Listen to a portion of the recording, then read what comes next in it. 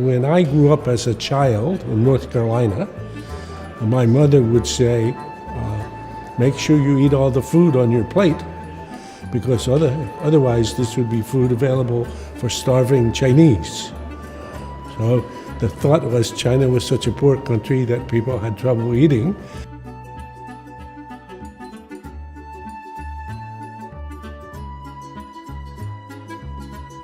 Well, China was a very poor country. China was actually a very poor country up until the 1990s even.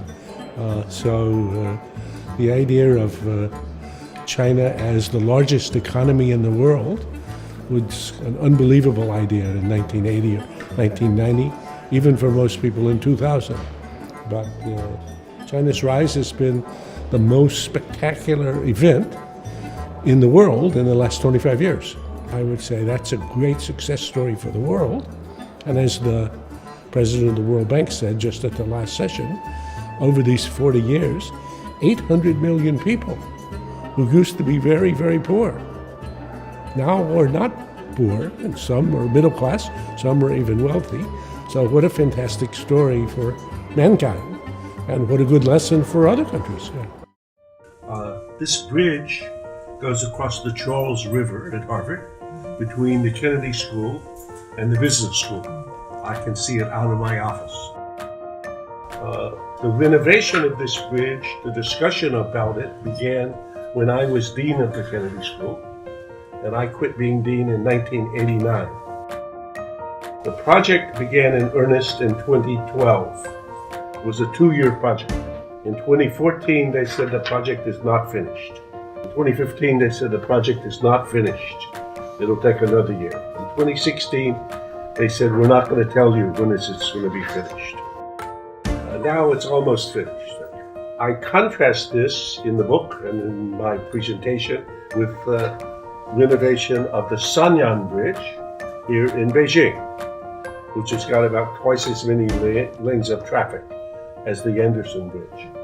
How long did it take to complete the renovation of the Sanyang Bridge? 43 hours. So, in the last 10 years, the U.S. has been building a 500-mile stretch of high-speed rail between San Francisco and Los Angeles. It was supposed to be finished by 2017. And many people think the answer is never going to be finished. So in those 10 years, how much high-speed rail did China lay down that's working today? I guess 16,000. And before the 500 miles is finished in the U.S., how much more will be in China? Another 16,000, at least. So, in my book, Destined for War, I have in the first chapter called The Rise of China. And I give a short version of a quiz that I give to my students at Harvard. And the question for the heading is called, When Could China Become Number One? And students guess 2030, 2040, and then I show them a second chart which says already. China is already number one.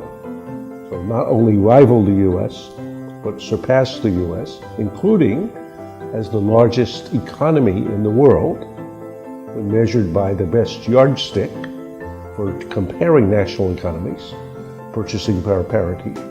And then I'll give a little bit more details.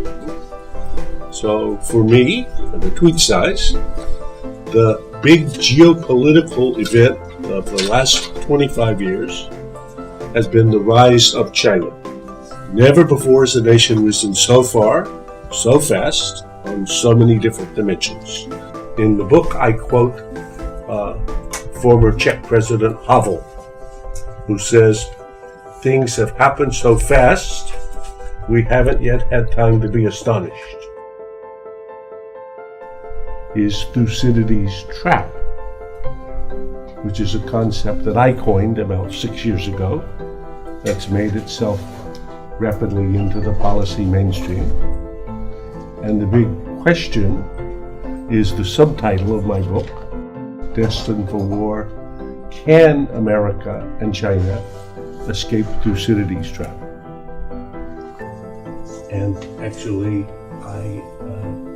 I believe this is what Xi Jinping believes when he says we need a new form of great power relations. What's wrong with the old form? What's wrong with the old form is that it frequently leads to war, which is not a good outcome. So we need to be imaginative, energetic, adaptive in creating some new form.